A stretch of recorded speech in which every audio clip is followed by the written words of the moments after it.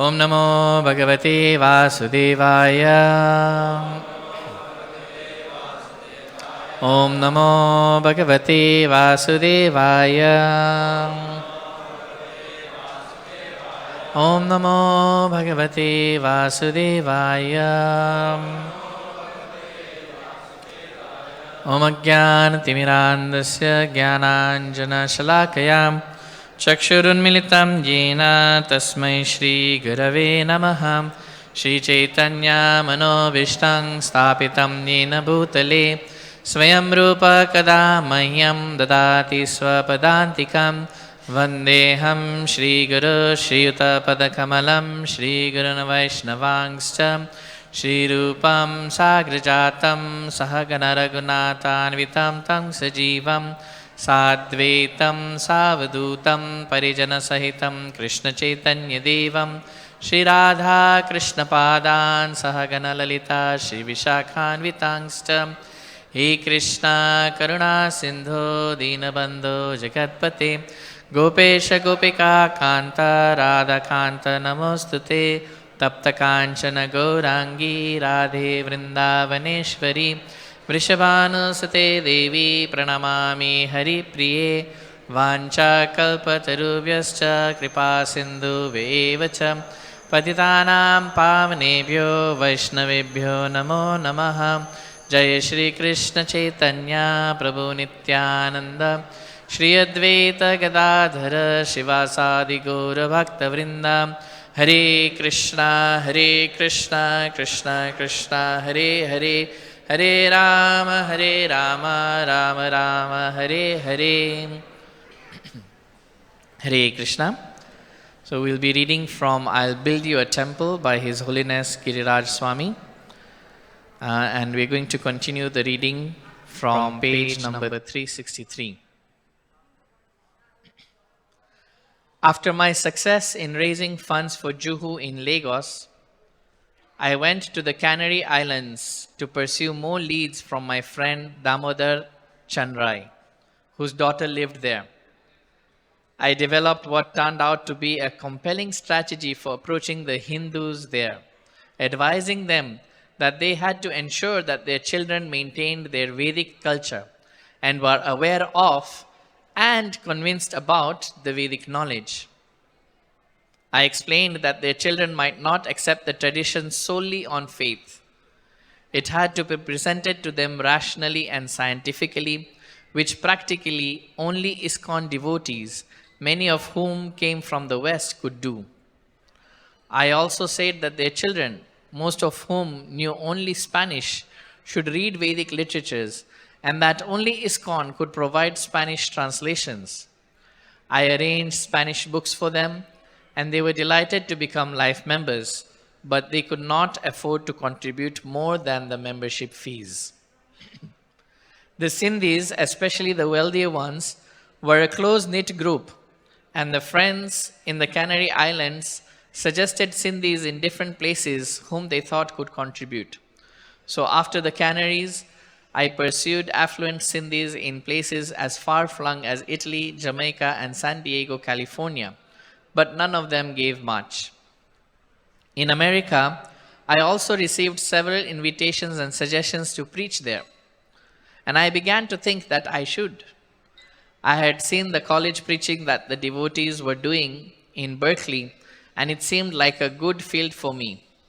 In 1971, in Gorakhpur, Srila Prabhupada had told me that I should try to get his books accepted in universities by the scholarly class, so I began to put together a whole plan of how I would preach there, write for BTG, and meet with leading intellectuals. Prabhu Vishnu was in Juhu to manage affairs, and ECC was taking care of the construction, so I concluded that I wasn't needed in Bombay. I would just let them carry on, and when the building was ready, I would go back and preach. I extended my tour as long as possible before returning to India for the Mayapur festival. I was still having difficulty surrendering to the idea of being based in Bombay. Bewildered about what course I should take, I consulted various senior devotees in Mayapur. Tamal Krishna, who had already given up his service in India, told me, You're just wasting your time there. You should come out and do something. Satsavarup thought the idea of my writing and preaching in the West was good, as did Ravindra Swarup. Everyone seemed to agree. The only one who didn't was Gopal Krishna, the GBC for Bombay. In fact, he was quite upset about the proposal. But the others said that he was just attached to my serving in Juhu because he was the GBC. I consulted Hangsaduta, who had no objection to my leaving Bombay, but thought I should travel with him in his bus program in India and do kirtan and preach. I did not know what to do, and my anxiety began to mount. Eventually, it reached the point where I couldn't take it anymore.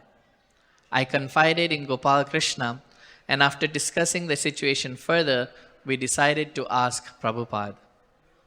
In Prabhupada's room, I began to explain with great earnestness and thoughtfulness, or so I thought, how Prabhu Vishnu was now in Juhu to manage and ECC was there for the construction. But before I got out 3 sentences, Prabhupada interrupted and said, "So, you want to change?"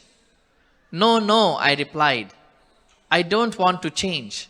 I just want to do what is right, what is the best for the preaching. Prabhupada smiled and said, "Best you take up residence in India." All my elaborate plans and arguments were shattered. "Yes, Srila Prabhupada," I said, and I offered my obeisances and walked out.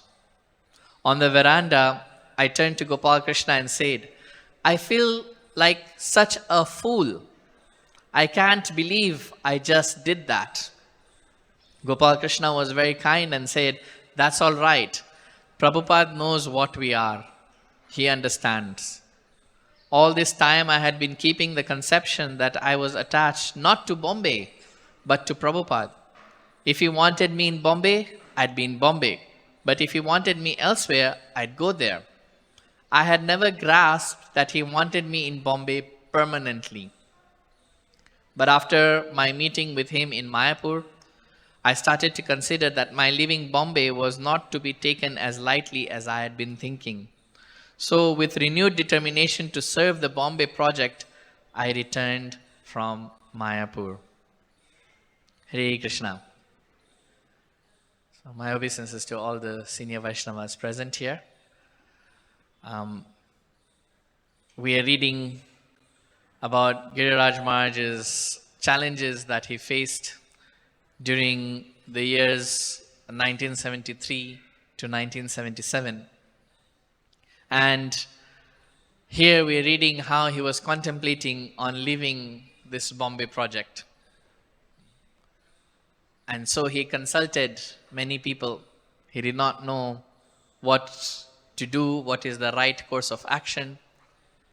But finally, Gopal Krishna Maharaj, they went to Srila Prabhupada. And whatever Srila Prabhupada said, that was accepted. We find this is a very common occurrence with devotees. Arjuna in the Srimad Bhagavad-gita, he was also in a dilemma. After coming to the battlefield of Kurukshetra, he found himself opposite his family. His own brothers, cousins, uncles, grandfathers, they were all part of his family. And seeing them on the battlefield, after he told Lord Krishna, "Please take my chariot in between the 2 armies," he wanted to see their determination. How determined are they to fight me? And seeing that, Arjuna lost his determination to fight. He's saying, no, I cannot do this. And so he gave so many reasons why this fight should not happen. You're all very conversant with them. At the end of it all, he told Lord Krishna, "Karpanya dosho pahatasva bhava prichami tvam dharma samudachita Yachayashan nishchitan bruhitan me shishyasteham shadimam tvam prapannam. Said, out of miserly weakness, I do not know what is best for me. I do not know my ultimate interest. Shreya. In this day and age, everyone is looking for their immediate interest, prayer. They don't care so much about their ultimate interest. Just like here, Giriraj Maharaj is mentioning how when he was preaching in the Canary Islands, he would go to the Hindu families there and tell them, look, you have to maintain your Vedic culture.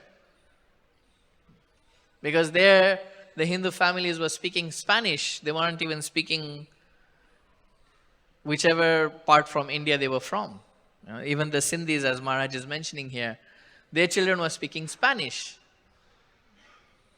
We find everyone's interested in prayer, immediate interest.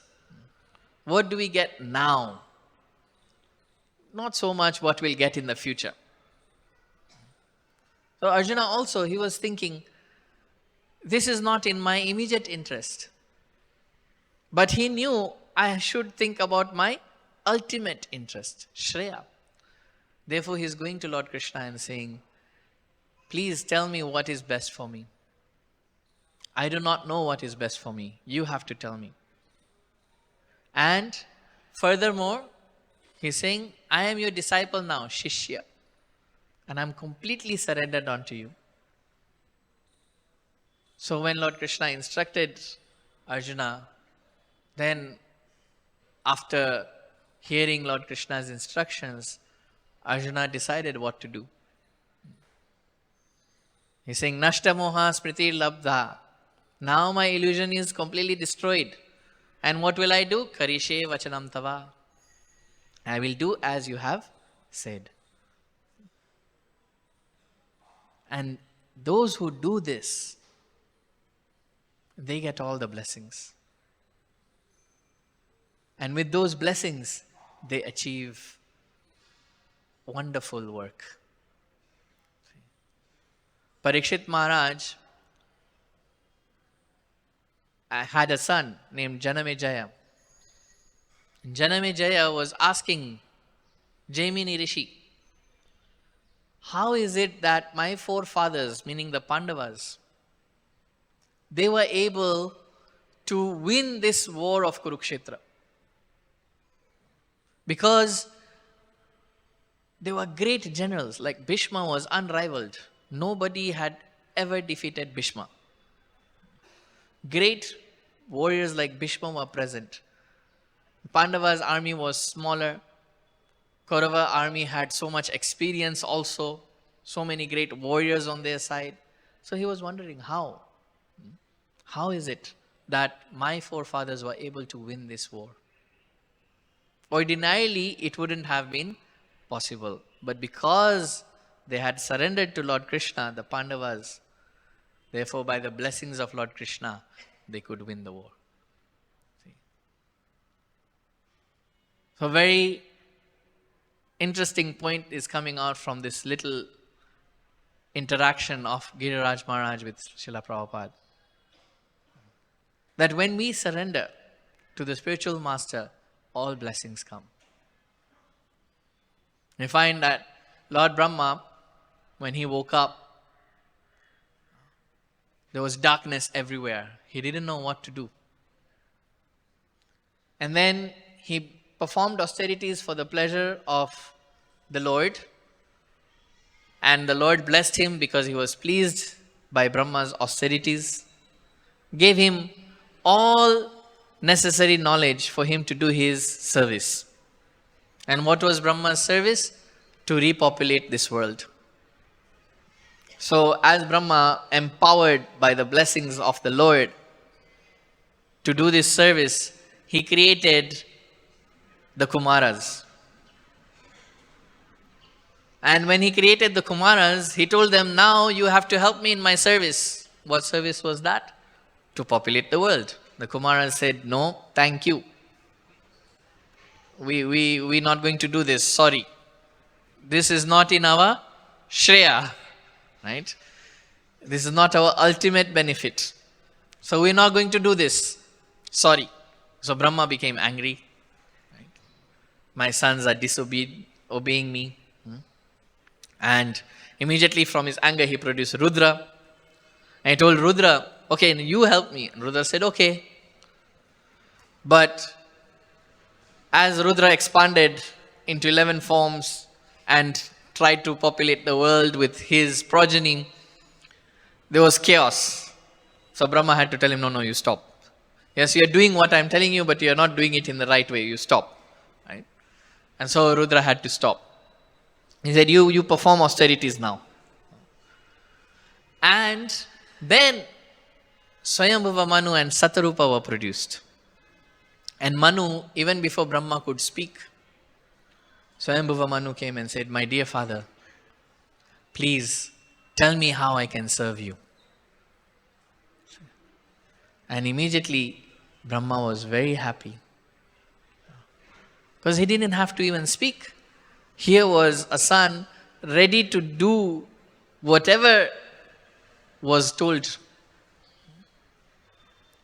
So Manu, as soon as he spoke like this, Lord Brahma, becoming very happy, said, I give you all blessings. You help me in my service of populating the world and I give you all blessings.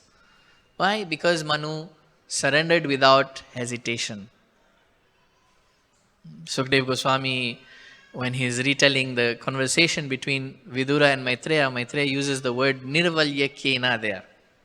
Nirvalyakena means without any hesitation. Whatever you do, I will. Whatever you say, I will do. No buts, no ifs, whatever. And when that happens, then blessings come. And with those blessings, the service is carried out very wonderfully. We hear Gopal Krishna Maharaj here. He was emblem of this surrender. Srila Prabhupada had given the instruction, you have to become GBC of Bombay and you have to stay there and this is your service. There were no ifs and buts. No, my Guru Maharaj has told me to do this service, so I will do it. Whatever the hardships come, whatever the challenges are faced, doesn't matter. We see that surrender, that determination, that dedication. What Maharaj achieved in his lifetime, no ordinary person can do that.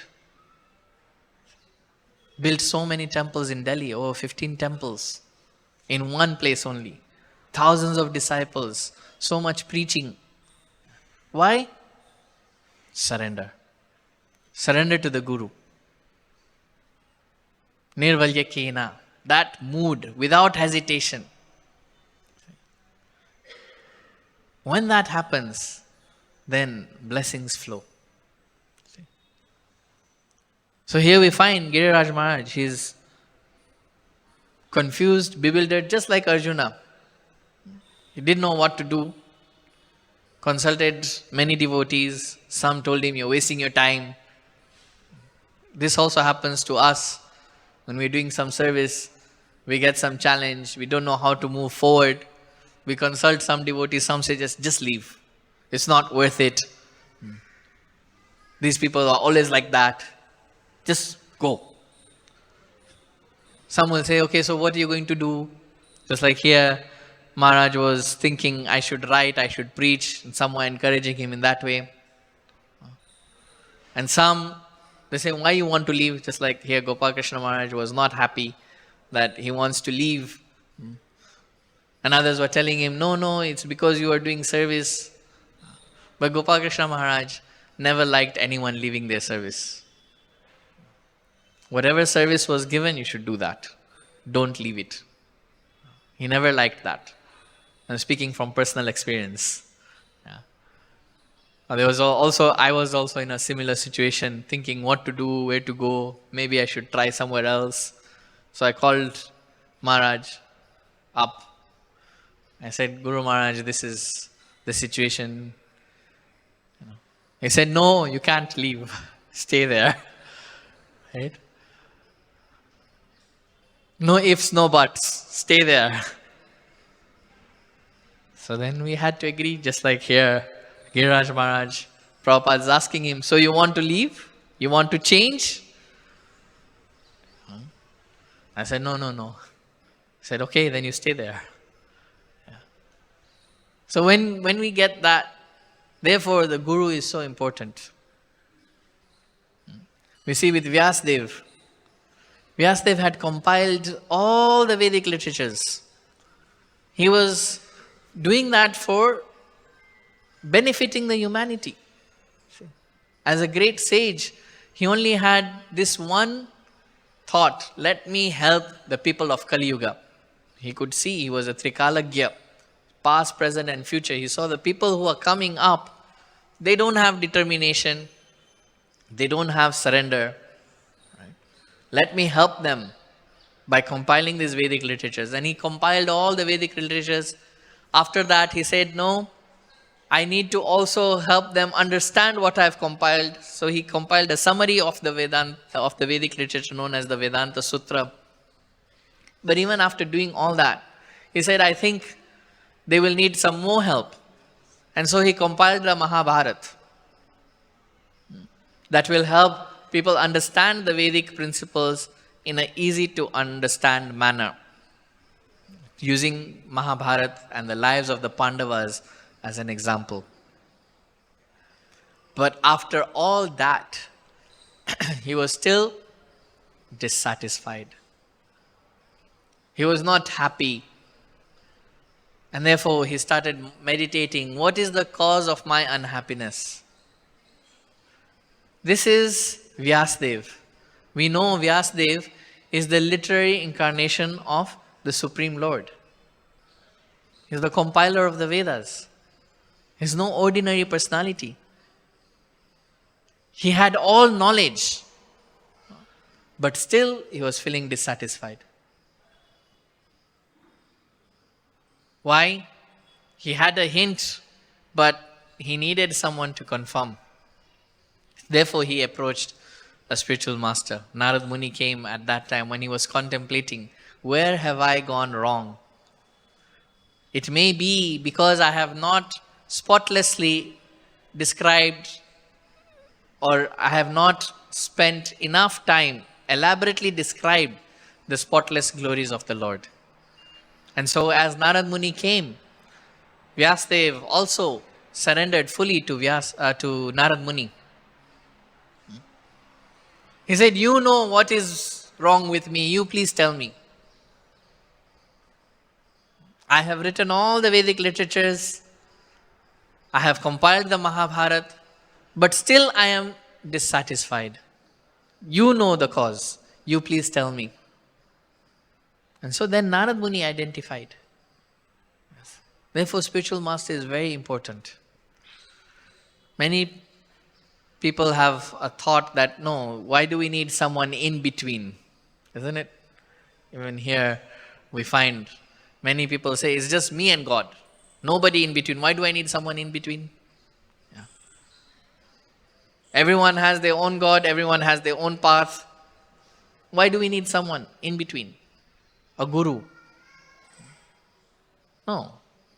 Guru knows what our problem is. Arjuna didn't know his problem.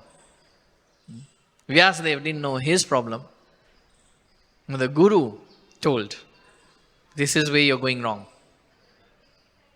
And how does the Guru do that? Because tadvidi pranipatena pariprashnena sevaya upadikshantite jnanam jnaninas tattvadarshina. They have seen the truth. They are in communication with the Supreme Lord. Therefore, they can direct. Just like Narad Muni, Vyasadeva is mentioning that you're just like the super soul. You're seated in everyone's heart. You know where the problem is. Therefore, please tell me. See? If we try to analyze ourselves, just like here we find Giriraj Maharaj is going to many people, trying to get some clarity. Many people saying many things. Only when he went to Srila Prabhupada, the matter was sorted. If he had gone to Srila Prabhupada first only, then so much anxiety, he's writing here, no? That I couldn't take it anymore. There was so much anxiety. All that would have been prevented. Similarly, Vyasadeva also, if he had approached Narad Muni before writing the Vedic literature, then he would have known where to emphasize and where to not. But nonetheless, he's managed to salvage the situation because Narad Muni then told him, this is where you have gone wrong. You have not written exclusively about the Supreme Lord and His glories. So please do that.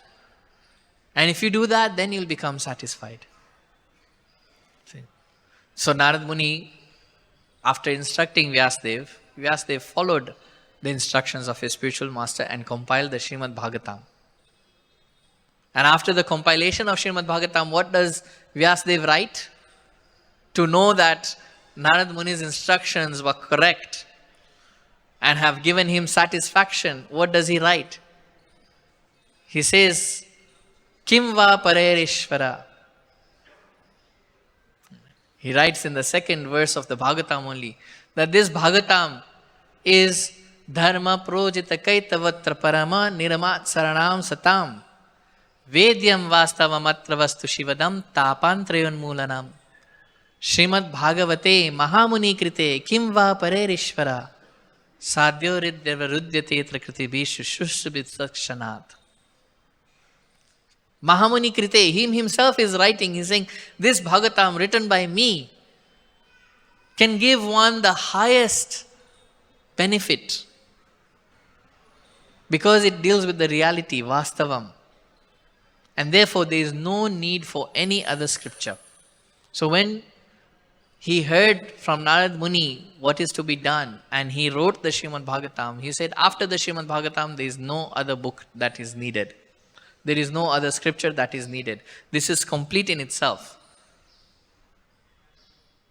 So if we were to look at it in another way, then it means if Srimad Bhagavatam was written before the Vedic literatures, then there would be no need of writing anything. This is mature fruit. Nigama kalpataror galitam phalam.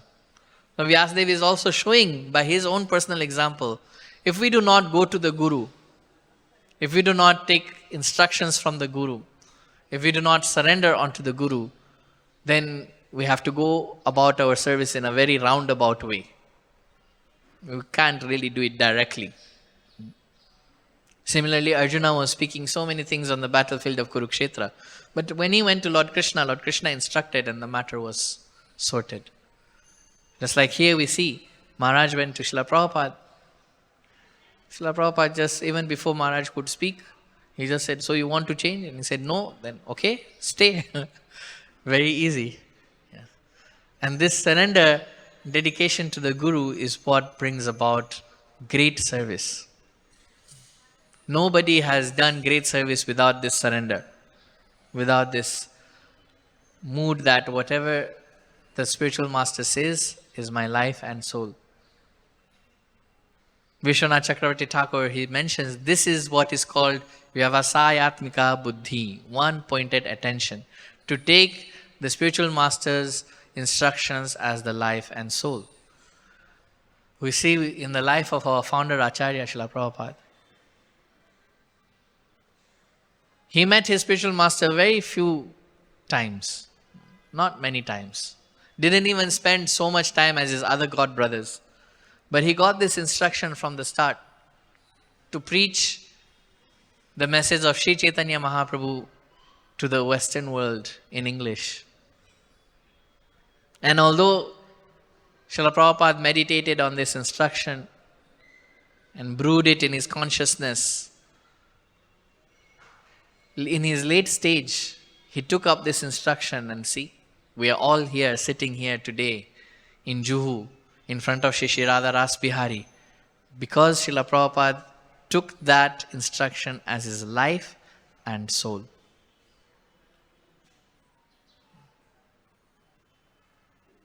It's only possible if that happens. If we do it half-heartedly, it's not going to happen. If the instructions of the spiritual master are taken half-heartedly, then success or even service can only be giving half-hearted results. Then there'll also be frustrations, there'll be more challenges. And Srila Prabhupada many times was asked, how are you able to do this? And he said, no, it's all my Guru Maharaj's mercy. In one Vyas Puja, he mentions that my Guru Maharaj has sent all of you to help me fulfill his mission. If any credit comes, it's not to me, but to my spiritual master. Similarly, Gopal Krishna Goswami Maharaj was also saying the same thing. That simple but not easy act of taking the spiritual master's word as life and soul. Whatever service have been given by the spiritual master, that is my life and soul. Whatever instructions he has given, that is my life and soul. And those who do that, we see there are so many examples. Right? Maharaj is sitting here present. Kavi Chandra Maharaj. It's also an example. Right? Taking Guru's instructions as life and soul. And the more we surrender onto this, the more the blessings come, the more service is done. See? Spiritual master knows best. If that mood comes into the disciple, and the Shastra is full of examples of such. See Swayambhuva Manu taking Lord Brahma's instructions. And in his line, such a great line of descendants, the Lord himself came so many times. Gave so much mercy to Swayambhuva Manu's line. Parikshit Maharaj is hearing about Manu. And he said, if in one Manu the Lord has come so many times, in so many incarnations, and has given so much mercy, what to speak about the other Manus? So tell me about the other Manus as well.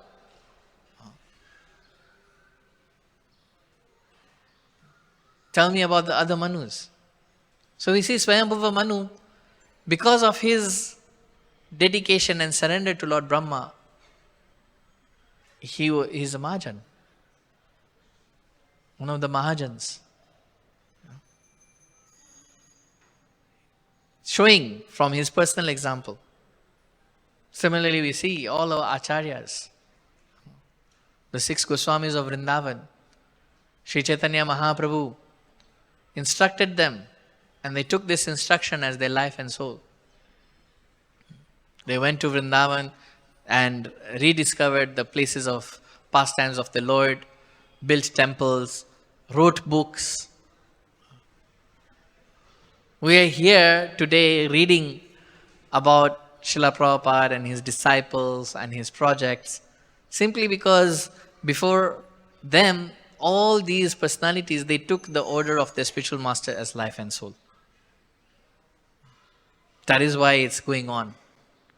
So we have to learn ourselves how we can increase our dedication and our surrender to take the orders of our spiritual master as life and soul. And where those challenges are coming, then we have to ask, okay, why, just like here, Giriraj Maharaj, after Srila Prabhupada said you should settle in India, he's coming out and he's saying, oh, I feel like such a fool, I should have said this, I should have said that, I didn't want to stay in Bombay. He's saying it clearly here. But then, after speaking to Gopal Krishna Maharaj, who's saying, Prabhupada knows what we are, Maharaj said. In other words, he knows we are fools. Right? And therefore, he's instructing us for our benefit. If we go to the spiritual master thinking we know better, then instruction also doesn't come. What to speak of following? Instruction also doesn't come. Right? They're saying the best disciple of a spiritual master is the one who has got the most chastisement. Nowadays, people don't want to be chastised. Kali Yuga mentality. They don't want authority. Children also tell the parents, just like here, he's speaking about how he went to the Hindu families and he was trying to convince them that you have to teach this culture to your children. This was a few years back, like 40 years back. Now you go and you tell them you have to teach Vedic culture to your children. They'll say, what good will that do? All the preachers here, they know it's not so easy. They say, no, they should learn English, they should learn Western culture. Like in Nairobi, most of the Hindu families, I'd say 90% of the Hindu families, they send all their children to the West. That is their dream, that is the goal. That our children should settle in US, Canada, Australia, New Zealand,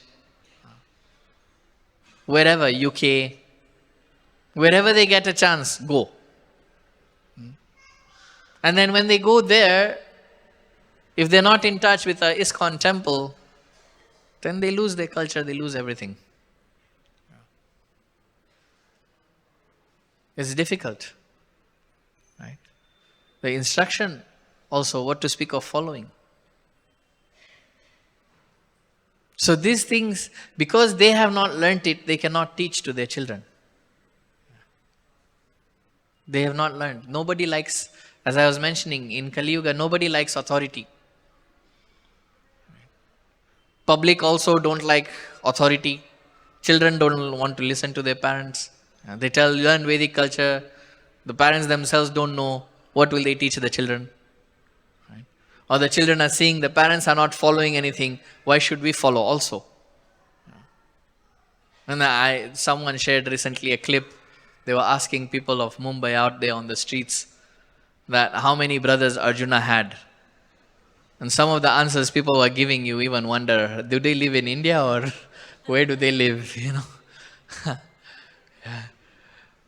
Some were saying 7 brothers. How many Pandavas were there? Some don't even know.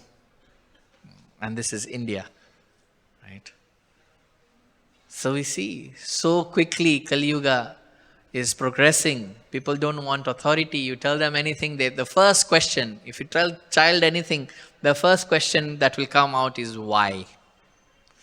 And if you don't have an answer for the why that is acceptable to the children, they will not do it.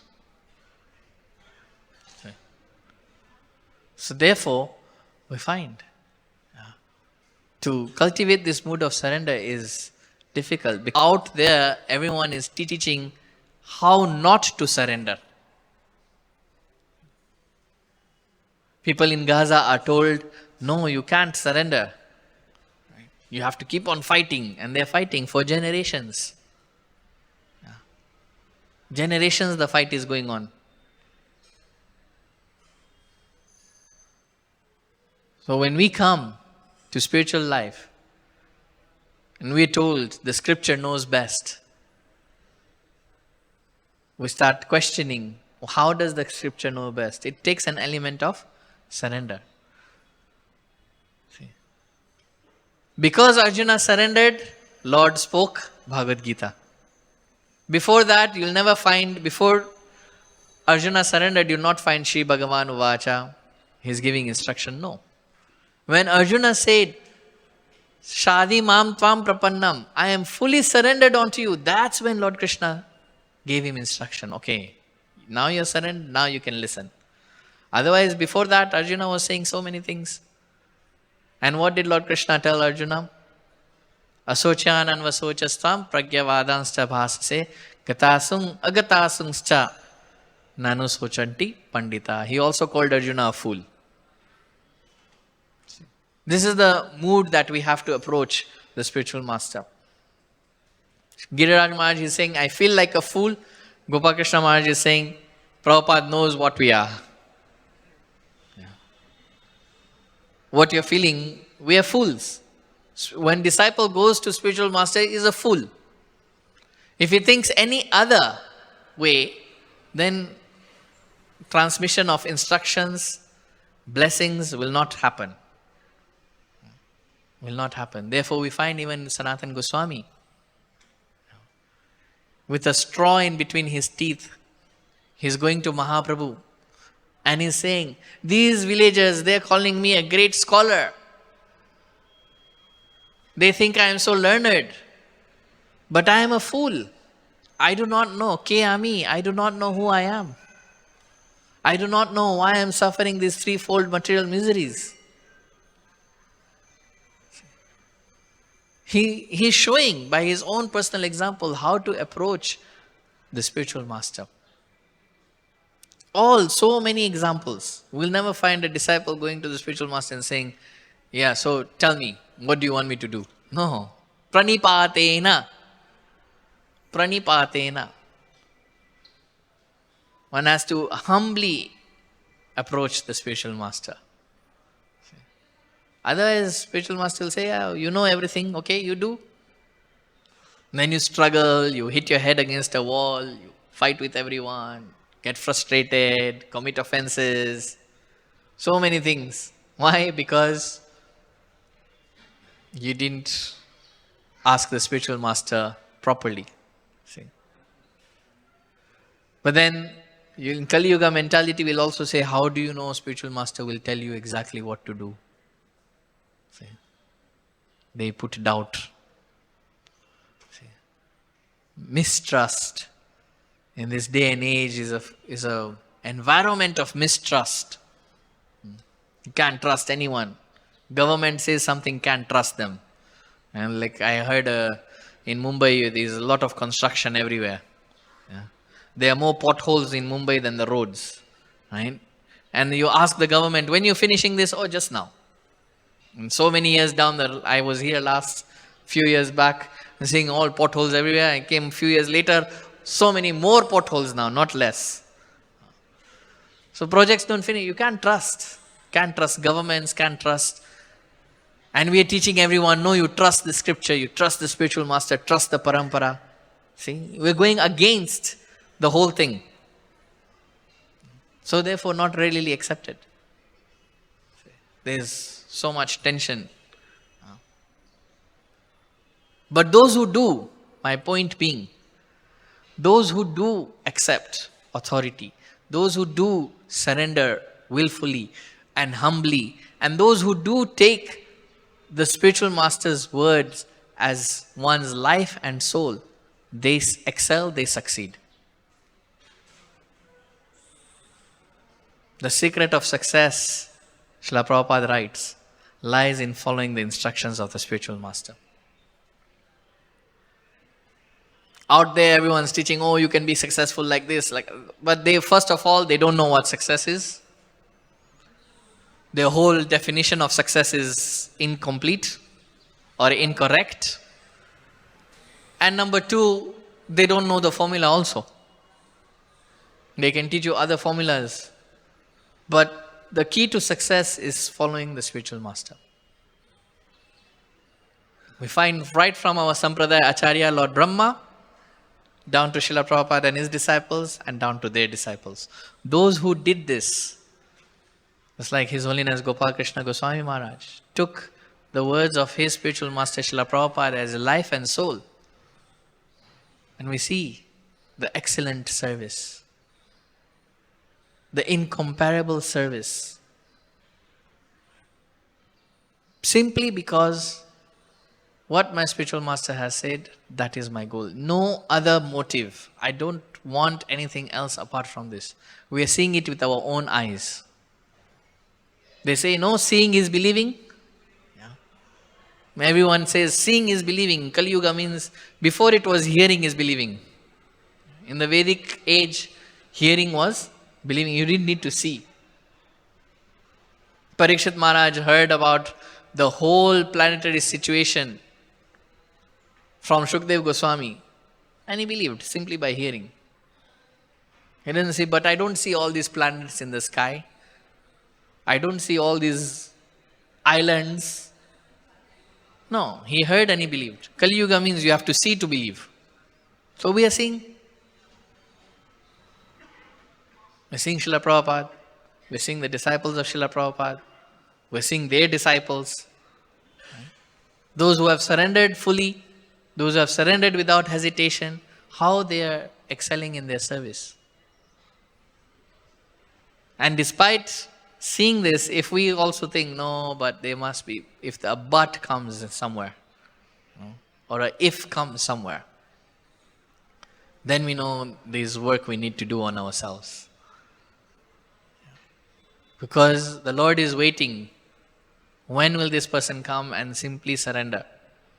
without any hesitation, then full blessings are given. The blessings to carry out the service is also given. The struggles and challenges that are there, they become sweet struggles and sweet challenges.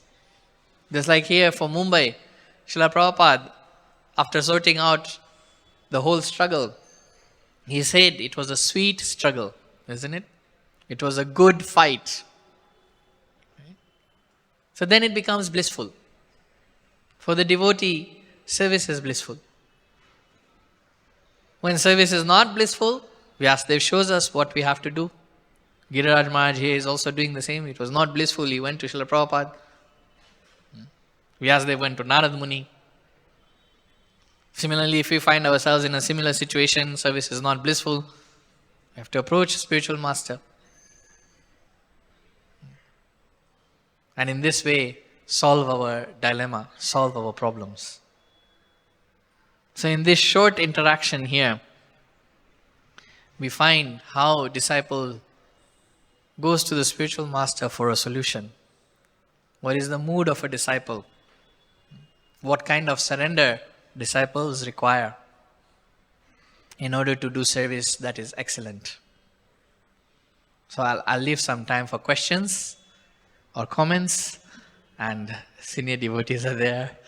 Hare Krishna, Prabhu. Thank you. I liked your class because you read a few pages and then you found a theme to speak on for a long time. And I have some questions about the idea that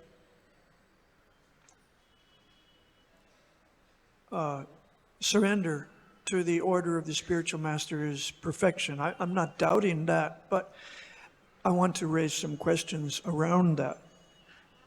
For example, Srila Prabhupada once or twice or maybe more taught that you have to fly your own airplane. Of course, that can be taken to mean that you assimilate your spiritual master's instructions to you, and then at some point you're flying your own airplane. Now, there's circumstances in which disciples find that their spiritual master has left the world. Then they have to assess, how is my progress going? I'm trying to follow my spiritual master, and they may wonder,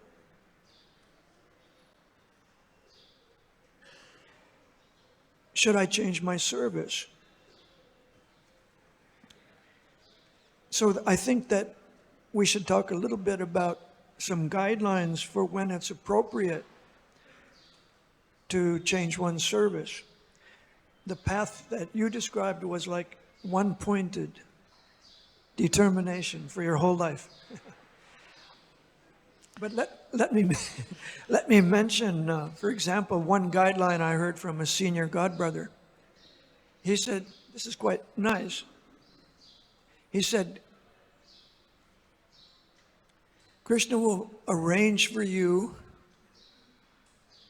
to take up another service when you have made as much as advancement as you can in the service that you're presently doing. Krishna may arrange that you take, then, okay, now take another service, and this will give you more opportunity to advance. So that's one idea.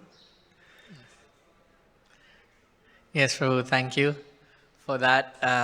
So Prabhu is asking. Just a note, you quoted Tepmle Krishna Maharaj as a good example of one-pointed determination.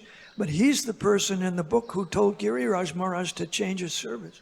Yes. So sometimes it can be, we might mistrust, you know.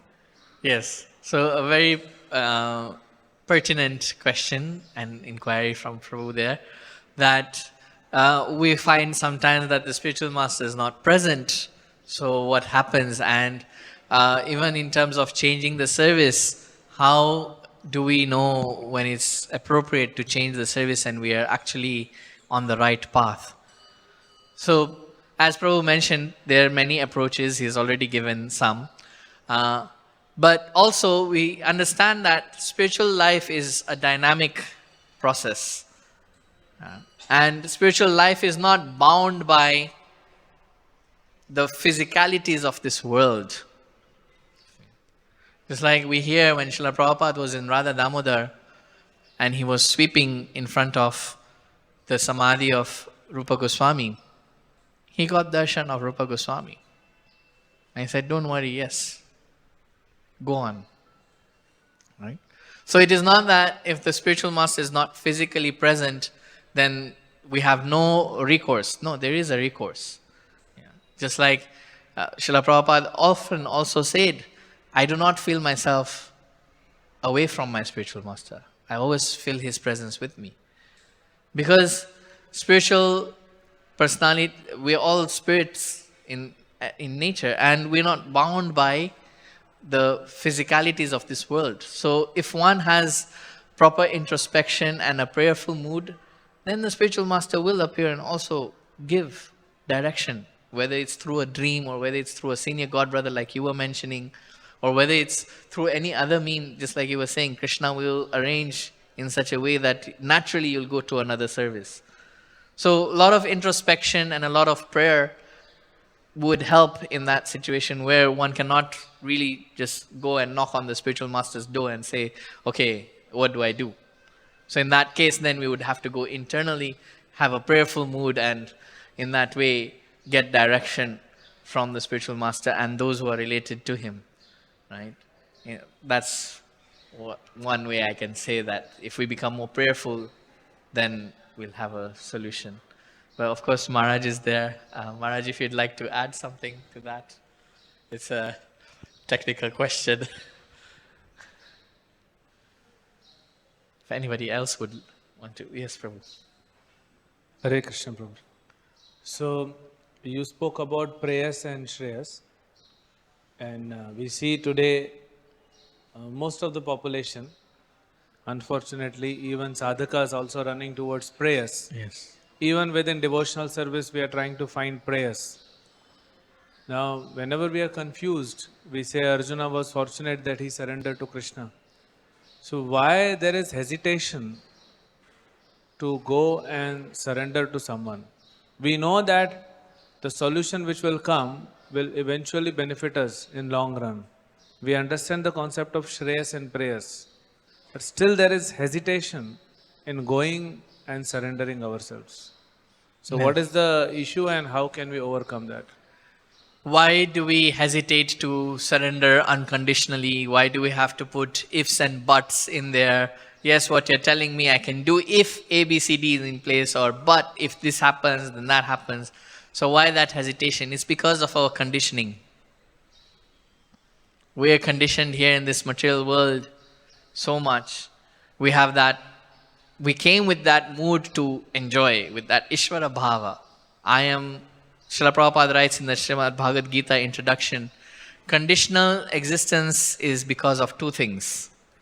I am the Lord of all that I survey, and I am the enjoyer.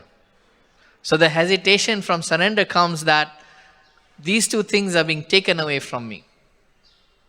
I am no longer in control. I want to be in control. But if I surrender unconditionally, then I will not be in control. Someone else will be in control of my life. So how can I let that happen? Therefore, we hesitate. Other aspect also for hesitation is we don't have faith and trust on the other person. What if he takes me to the wrong direction? Then what? I have surrendered, but he took advantage of my surrender and put me on the wrong path. But Arjuna had that faith in Krishna. Yes, you are the right person. Similarly, Vyasadeva had the faith in Narad Muni. Yes, you are the right person. So that faith has to be cultivated before that surrender comes. If we don't have trust and faith on the person who's instructing us, then that instruction that we are getting will have no meaning. The hesitation comes mainly because that faith needs to be cultivated and strengthened. Or we need to find a person whom we can give that unconditional faith to and then take the instructions. So it's a relationship. The spiritual master evaluates the disciple also is evaluating the spiritual master. And when the evaluation is complete and the bond is complete and one has full faith, yes, whatever this person tells me is in my best interest, then the surrender will come naturally. If we see a small child, they naturally surrender to the parents, small child, because they have faith, whatever the parents tell, that is for the best of me.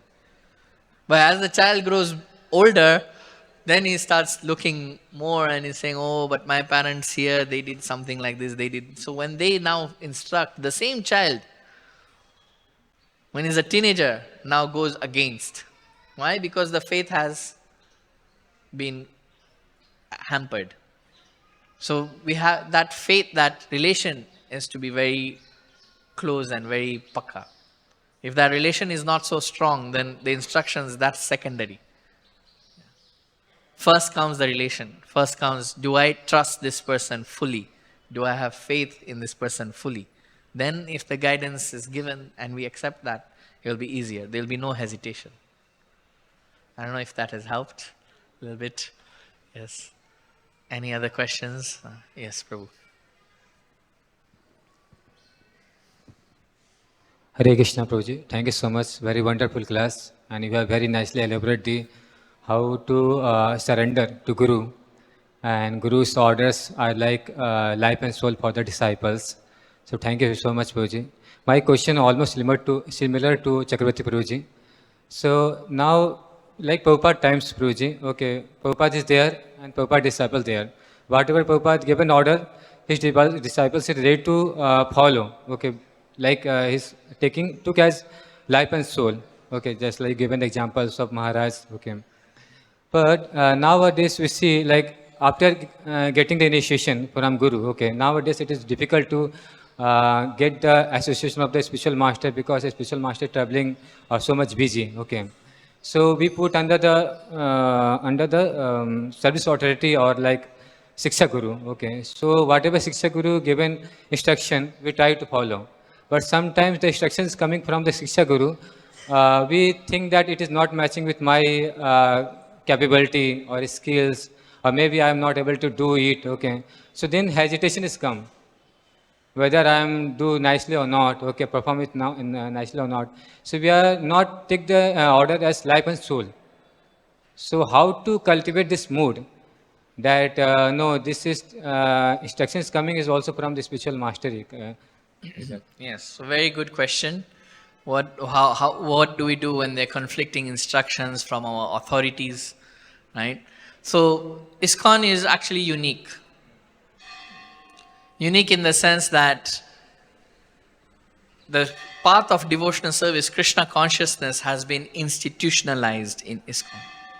Before that, there was no institution. See, so we have just like Narottam Das Thakur, Srinivasa Acharya. These were disciples, but they took instruction from Jiva Goswami because the spiritual master, the Diksha Guru, said, please go and take instruction from this one Shiksha Guru. So in an ideal situation, even here in ISKCON, our Diksha Guru ideally should say, okay, if you cannot get in touch with me, or if you want someone on the ground, then this is the person to take instruction from. See? It's not that I choose the Shiksha Guru. No. The spiritual master, the Diksha Guru, says, okay, you can take instructions from this person. Then we know, okay, mood and mission is the same. If the instructions, then we should follow those. But if we've chosen on our own, then that hesitation can also come. Yes. And also, there is a paper by the GBC, it's known as the parallel lines of authority. So you have the management authority and then you have the spiritual authority. Both are parallel. Parallel lines means they don't meet. They are on like railway tracks.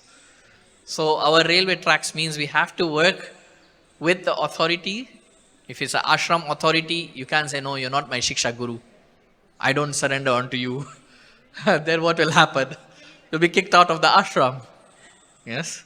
You'll say, okay, you go surrender wherever you want to surrender. But here, because I am ashram authority, means Whatever service I have given, you have to follow. So that's one line.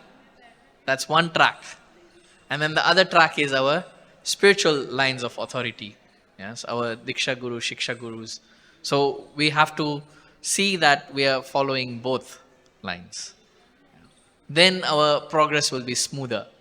If we just say, no, I'm only following the management line and not the spiritual line, problem. If we say we only is following the spiritual line and not the management line, also problem. Yes, both are required, and therefore more consultation is done with the guru that yes, you have given me this instruction, but my management has given me another instruction. So in an ideal situation, can you two get together and sort out what is best for me? Yeah. Again, it goes back to the guru. So just like recently we had witnessed a ceremony wherein one devotee was taking the vows of guru to become a Diksha Guru in ISKCON. And there in that writing, that vow, that oath, it was mentioned, I will work in cooperation with the management of the local yatra. So they also know, however many Diksha Gurus we have in ISKCON, they also know they're supposed to work with the local yatra wherever the disciple is situated, in conjunction with them, in cooperation with them, then you instruct. So again, it's a dynamic process. It's not like ek baar keh diya, bas ho gaya khatam. No. We can communicate. Can say, okay, management is saying like this, you're saying like this.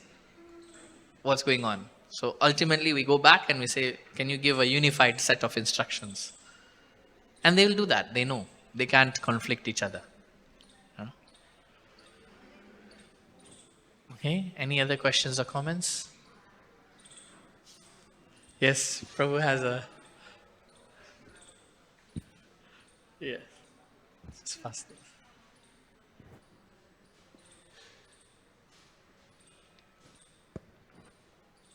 To what extent does a aspiring devotee, to what extent should he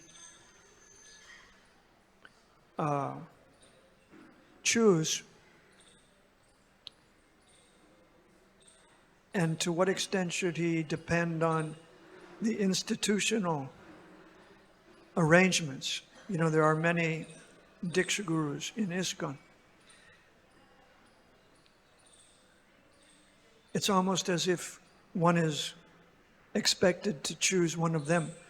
And there's not very much emphasis on one should find one's guru and spend time and evaluate, is this my guru, and so on. What do you say about that?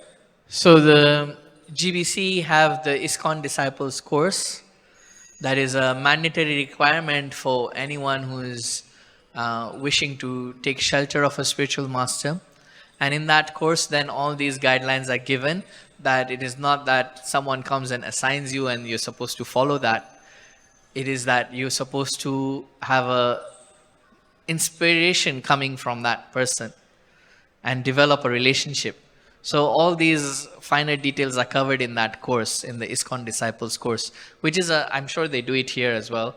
It's a mandatory requirement for anyone taking initiation. They have to do that course first, then they can approach someone to take shelter from.